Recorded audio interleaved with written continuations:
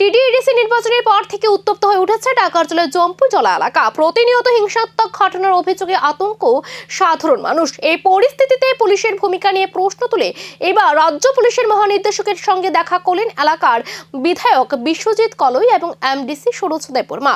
অভিযোগ, টিটিইডিসি নির্বাচনের ফল প্রকাশের পর থেকেই এলাকায় একের পর এক অশান্তির ঘটনা ঘটে চলেছে। স্থানীয়দের দাবি, পরিস্থিতি নিয়ন্ত্রণে পুলিশের ভূমিকা যথেষ্ট সক্রিয় নয়। এই অভিযোগ নিয়ে শুক্রবার ডিজিপির সঙ্গে বৈঠক করেন বিধায়ক ও এমডিসি। ডেপুটেশন দেওয়ার পর রাজনৈতিক মহলেও শুরু হয়েছে জোর চর্চা। বিরোধীদের প্রশ্ন, এলাকায় বারবার অশান্তি কেন? অন্যদিকে প্রশাসনের ভূমিকা নিয়ে উঠতে শুরু করেছে একাধিক প্রশ্ন। নমস্কার এবং ধন্যবাদ জানাই আপনারা আজকে আমাদের সঙ্গে এসেছে। অ্যাকচুয়ালি আজকে আমরা ডিজিপির সঙ্গে আজকে দেখা করতে এসেছেন। সঙ্গে আছে আমাদের এমডিসি সুরজ দেববর্মা।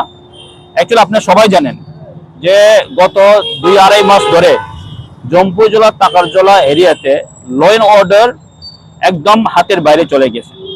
কারণ আমি কেন বলছি যে জম্পুজলা টাকারজলাতে খুলেআম পুলিশের সামনে গুলি করা হচ্ছে, পুলিশের সামনে বোমা করা হচ্ছে, তারপরেও কিন্তু পুলিশের কাছ থেকে আমরা কোনো অ্যাকশন পাইনি।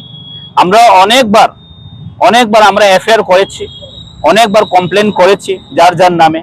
কারণ আপনার থানার গেলে সবাই পাবেন। তো এসপির সঙ্গেও কথা বলেছে, অনেক প্রশাসনের সঙ্গে কথা বলেছে, কিন্তু আজ পর্যন্ত আমরা কিন্তু কোনো সুরাহা পাইনি এবং কোনো পুলিশের কাছ থেকে কোনো অ্যাকশন পাইনি। তার জন্য আজকে আমরা এই ডিজিপি সাহেব সঙ্গে আজকে কথা বলতে এসেছি।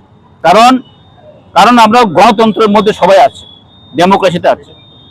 গত 2026 যে টিটিইডিসি জেনারেল ইলেকশন এর আগ মুহূর্তে গত 10 তারিখ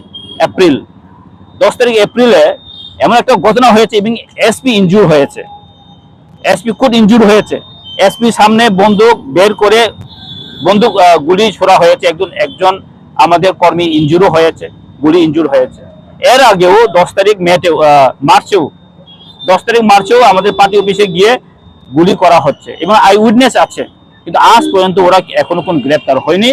ইভেন মথার কিছু টিটিইডিসি ভোটের পর টাকারজলা এই লাগাতার উত্তেজনার নেপথ্যে কি শুধুই রাজনৈতিক সংঘর্ষ, নাকি এর পেছনে রয়েছে আরো বড় কোনো পরিকল্পনা কিংবা অদৃশ্য শক্তির ইঙ্গিত? এখন সেই উত্তর খুঁজতে সরগরম গোটা রাজ্য।